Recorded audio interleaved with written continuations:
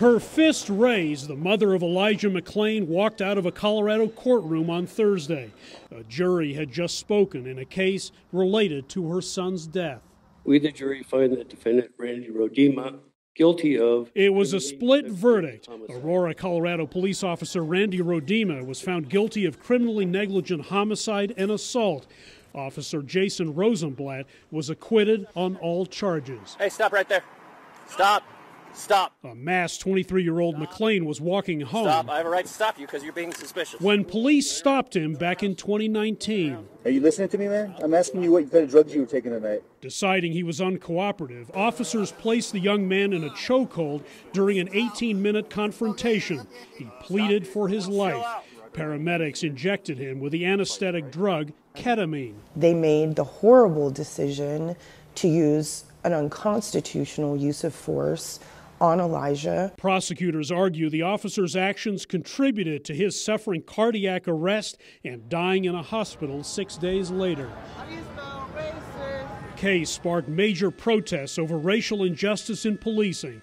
But during the trial, the officer's attorneys claimed the prosecution was politically motivated. A tragedy occurs does not mean criminality occurred.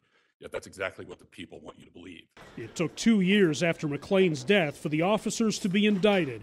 It took the mostly white jury just over 2 days to reach its verdict. Kudos to them. It sounds like they took their time and really looked at each charge and came to a decision. Criminal justice expert Stacey Hervey says the policing landscape has changed dramatically in recent years.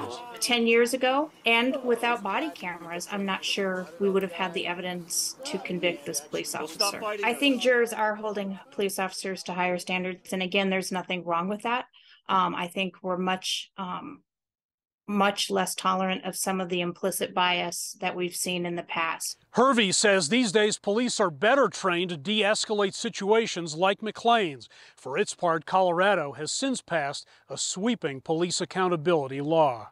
Still, McClain's mother is upset that one officer was cleared and says the split verdict shows America remains divided. And that's what happens. The trial of a third officer at the scene began Friday. The 2 paramedics involved will be tried later this year. Hendrik, Sybrandy, CGTN, Denver.